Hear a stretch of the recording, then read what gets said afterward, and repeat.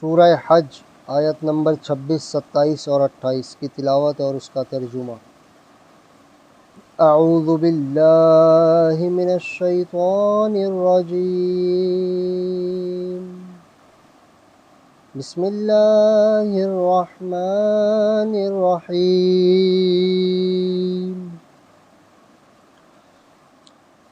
وَإِذْ بَوَّأْنَا لِإِبْرَاهِيمَ مَكَانَ الْبَيْتِ أَلَّا تُشْرِكْ بِي شَيْئًا وَطَهِّرْ بَيْتِيَ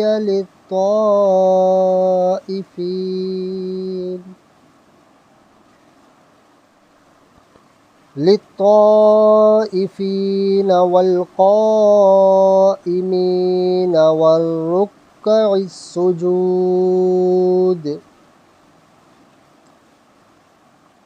وأذن في الناس بالحج يأتوك رجالا وعلى كل ضامر يأتين من كل فج عميق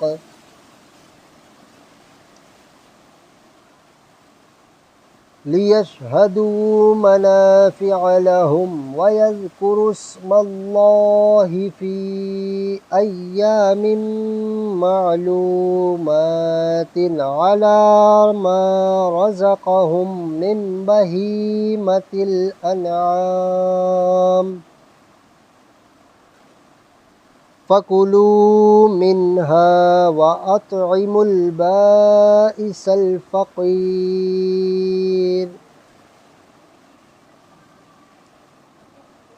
اور جب کہ ہم نے ابراہیم کو اس گھر کا ٹھکانہ ٹھیک بتایا اور حکم دیا کہ میرا کوئی شریک نہ کر اور میرا گھر ستھرا رکھ طواف والوں اور اعتکاف والوں اور رکوع سجدے والوں کے لیے، اور لوگوں میں حج کی عام ندا کر دے، وہ تیرے پاس حاضر ہوں گے پیادہ اور ہر دبلی اونٹنی پر کہ ہر دور کی راہ سے آتی ہیں،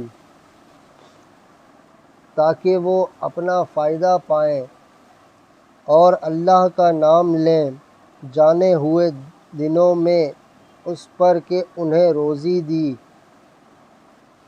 بے زبان چوپائے تو ان میں سے خود کھاؤ اور مصیبت زدہ محتاج کو کھلاؤ۔ صدق اللہ العظیم۔